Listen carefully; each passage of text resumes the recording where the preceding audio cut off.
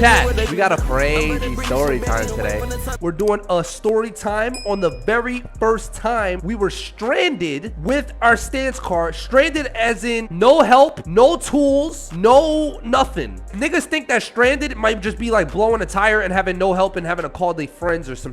No, nigga. This is not having tools, not being able to move the car. Niggas is dead in the middle of the road, bro. This was like almost, I think, 3 or 4 years ago. 3 or 4 years ago, right? So, chat, the Accord just had got on the road. Literally, with the big tilt and everything, just got on the road. I mean, it had -20 in the back, -20 something in the front. It was like -23, 24 all around, right, chat? So, prior to this, I had drove home from this shop. If you're from Jersey and if you're OG, you already know who I'm talking about. I'm not gonna say any names for now. If you know, you know. So I was driving from this shop, from this guy who supposedly built my car. This was the first drive, straight off rip, first drive. The alignment was chopped, everything was chopped, right? The drive home from the shop was, I think, 3 miles, 3 or 4 miles, 1.5 miles on the way home. Tire blows, tire completely blows. I said, F it. Okay, this is not when we were stranded yet. This is not when we were stranded. So I said, F it. We throw in a spare for the little mile drive we have home, and then that's it. And then we'll be fine, and then we'll figure out what it was, whatever. The next day, we took the stock off and we looked at what was going on to cause this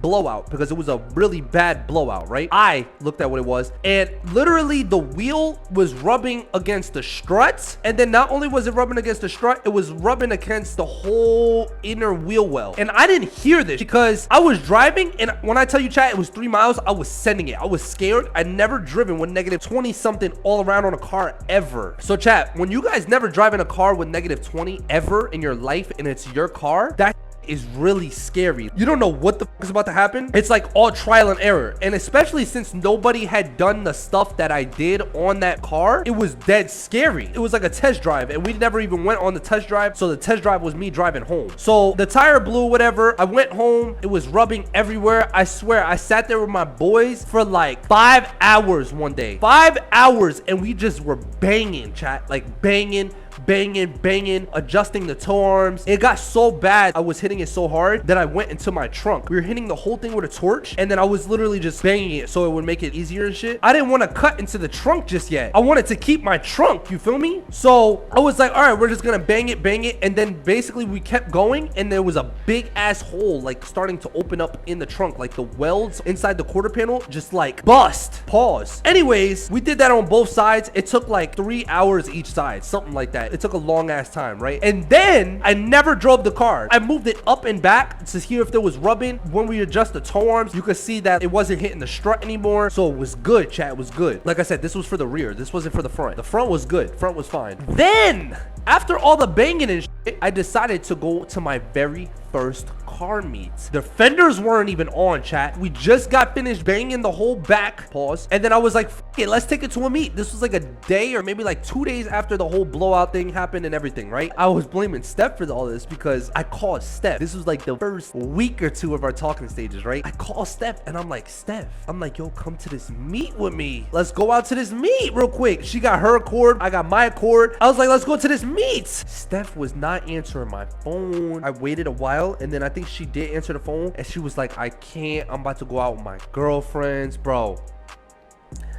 Oh my god. So now I'm about to drive like 10 o'clock at night. I think the meet was like 10 miles away. I was sad as I was heartbroken. Yes, I was sad. And I was by my lonely, so it was no mobs. It was nothing. It was just me, right? It was just me. I don't know why I didn't bring my tools that day, chat. I guess I just thought like the car was going to make it, bro. It was cold as hell outside. I don't even know why I was going to a meet. You know what it was? I was going to a meet because I was trying to be extra, bro. And this is what I get for being extra. Okay, chat. So this is how the car looked. Wow, this looked crazy, chat. For the time that this was going on, bro, this shit was elite. Like nobody was doing this at all. I don't know one other person that had an Accord like this. Not one. And now if I claim first, niggas gonna be tight, but it is what it is, bro. Okay, look. So this was the day, right? This was as soon as we got everything, you feel me? This is how it looked. So then this was the night, chat. You know what I'm saying? I was ready to drive and shit. And then this is at the meet right here. I was parked up in the side. I was trying to be, you know, on my own. The car wasn't even done. I just got the crazy tilt put on, big ass wheels, and then I went outside. I couldn't even fit the fenders yet. So I went to the meet, right, chat? It was like 10, 15 miles, right? It was a smooth drive.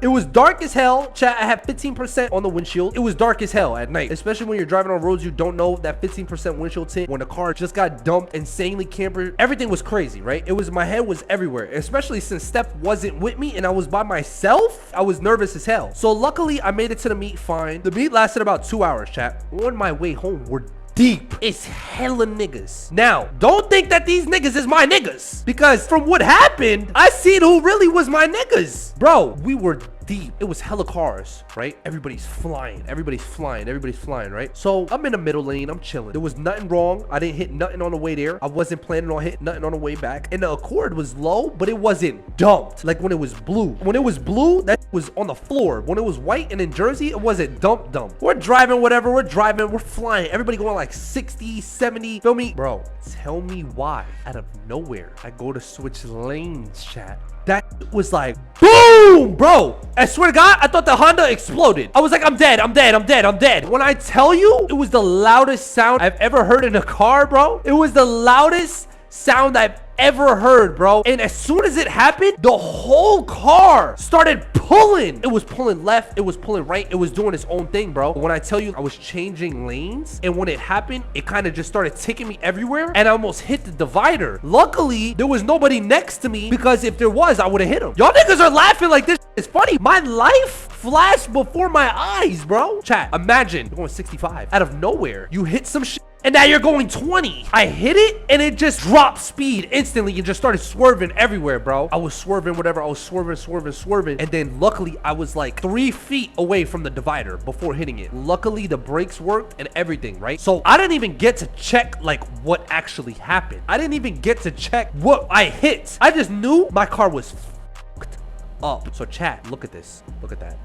Look at that! And this is not being turned. The wheel is not turned. And don't ask me who this nigga in the Honda was in front of me, because I have no clue. Bro, the other wheel was completely straight. And you see the divider? The divider is like right here. Bro, when I tell you, I was probably closer than 3 feet. Like, I was probably like 2 feet away from the divider. Like, dead ass. Like, I was about to hit that shit. Like, bad. I just got out the car. All my niggas gone. All these niggas was gone, bro. I don't know what I'm about to do. I'm in the middle of the road, chat. That's like a highway. Route 1. If you're in Jersey and you know what Route 1 is, nigga, that's like a highway. And everybody, when I tell you stop traffic, like you could look down the road, everybody was stopped behind me. Everybody, like they seen the car and I guess they seen the camber. Bro, I had niggas coming past me laughing. Bro, I felt so embarrassed, chat. Niggas was like 18 years old at the time, 19 years old, bro. I was so sad in my heart, bro. Like my hard work, I felt like it was over, bro. I didn't have no money at the time, chat. I was broke. I could not afford shit. Like, I was lucky enough to have that Honda the way it was. But at the time, when we were doing all the suspension stuff, he was charging me less because he was basically testing on my car. He never did it before either. So, I get out the car, chat. I'm looking at the wheel. I have no idea what the fuck I just did. I look under where the wheel was turned, bro. Nigga, the axle is like in half. Not only that, but my lower control arm was completely in half.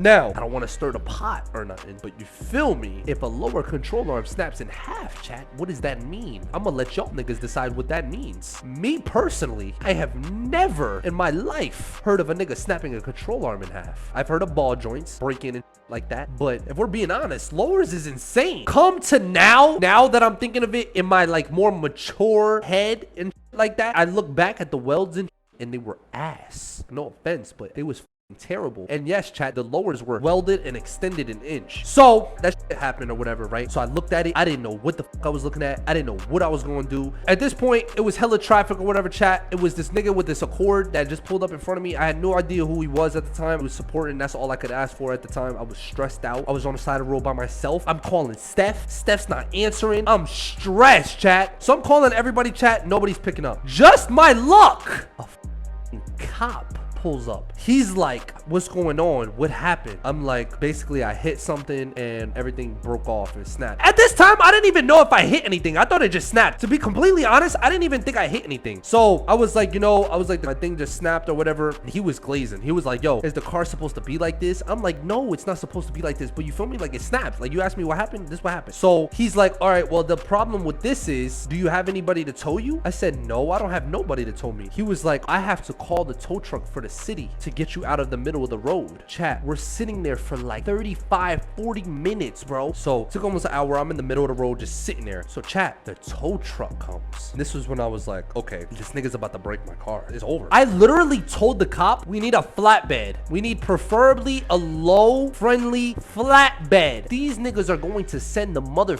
thing with the, what is that called? Where it has like the chain in the back and they just pull you up from the front. When I tell you, I looked at the tow truck guy looked at me. We were like, how is this gonna work? So I don't know what my biggest concern was. Oh, that's what it was. It was when we were gonna pull it from the front, but it was gonna squat the out of the rear. And keep in mind, I was just telling y'all about how I had to bang the rear. So the tow truck guy looks at me, I look at him, he's like, yo, what are we gonna do about this? I said, I don't want to do anything if it's not on a flatbed. He was like, man, I've never seen anything like this before. I don't know how we're gonna tow it. We're gonna have to do it though. So this nigga hooked me up from the, what's that shit called? Like a tow hook? It's like a little hook where you could just hook to like by the control arm and you lift the car up, right? Bro, chat, this nigga had me like this. This nigga had me like this. Bro, I was so scared. I forgot who I called to come pick me up, but I had to follow the tow truck guy back to the shop. When I tell you the drive from the meet or from where this happened was like another 10 miles to the shop, but it was 2 towns over. These niggas charged me $450 to go 10 miles, chat. I was mad as bro, I was so mad because I was like, yo, this all happened not because of me. First off, a car should be able to handle bumps in the road. A fucking weld should be able to handle that. There's no reason to why a weld breaks from hitting a bump. If I had fenders on, GG's. So I hopped in the car with the nigga with the Accord, right? We're driving, chat. As soon as we take off, you could see, I don't know what it was, sparking in the back. The whole 10 miles sparking. At this point, I was like, if it even makes it to the shop, it's done. I was like, all those arms, everything in the back, tires, I don't know how they survived, but the tires ended up surviving. They didn't blow or anything, thank God, because that would have been even worse. Tow truck guy is flying, bro. Man, I tell you, this thing is going like 55 on the way to the shop. I was so mad. I wanted to tell this nigga slow down, but he was gone. I called this nigga that did my, and I'm like, yo, we got a problem, bro. I don't know what just happened, but the whole control arm, lower control arm, spindle, everything snapped. This nigga was like, yo, no way. What did you hit? I was like, bro, I don't know, but I just know the shit snapped in half. He was like, bro, don't even worry about it. Leave it at the shop and I'm gonna take care of it by tomorrow. At the time, I was like, oh, this is a good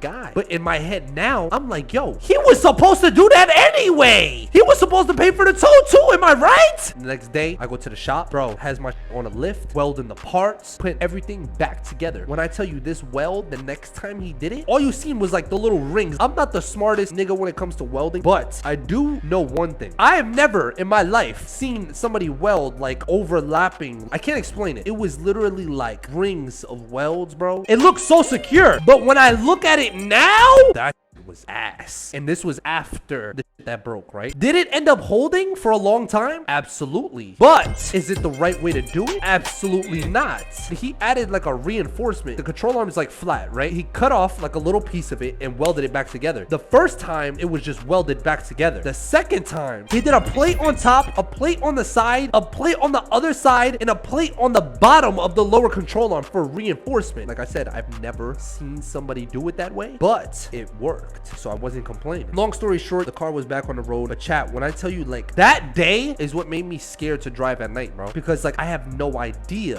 what is on the road. And like if you hit some you might not even see it, and then you might fuck up your car. I'm gonna show you guys the bump right now. This was the night of. So look at the time, chat. So it was longer than an hour. So you see 9:57 p.m., right? Look at the story. 12:11 in the morning. Bro, it was longer than that. We were waiting on the tow truck longer than an hour. I thought it was only an hour. That was like 2 hours. We were in the middle of the road, bro. bro. But do you guys see the bump that I hit? That's what I hit, bro. I changed lanes and I hit this. Oh my God, relax. Somebody was making fun of me. It looks bad, but like now looking back, I was like, bro, there is no reason a control arm should have snapped from that. And a spindle and an axle. There's no reason at all. I see somebody in the chat say he did get a little buzz off that Accord, bro. Hey, listen, bro, that Accord made who that person is. There was a lot of back and forth when it comes to that conversation, but I did go to that nigga with the game plan, chat, and this was before he's ever touched another car. So without this game plan, this would have never happened. Now, however, the back and rubbing and everything, that just came from never driving the car, never testing it out, stuff like that. But as far as me and my measurements and everything that came down to the camber and everything, I was good on my end, but the welds wasn't good on his end. So what happened to the car? I'm trying to find a picture of when it was fixed. This is how it was sitting, bro. Look at that. Damn, bro. This is exactly how it was right here. Look at that. Moral of the story is, chat, always check your I don't give a who it is. Chat, look at your parts, bro. And if you don't know about camber, bro, don't do it. Because that's what I did. I knew the measurements and I knew everything that had to be done. But when I did it and when it was done, I didn't know what I was looking at. I didn't know what was like right and wrong. I kind of was just sending it. I was a test dummy. So I just went out on the road, risked my life, and that's what it was. Now look at you. We came a long ass way. But now if y'all niggas want to know why I'm not outside at every meet at 10 o'clock at night, that is the 100% the reason why, bro.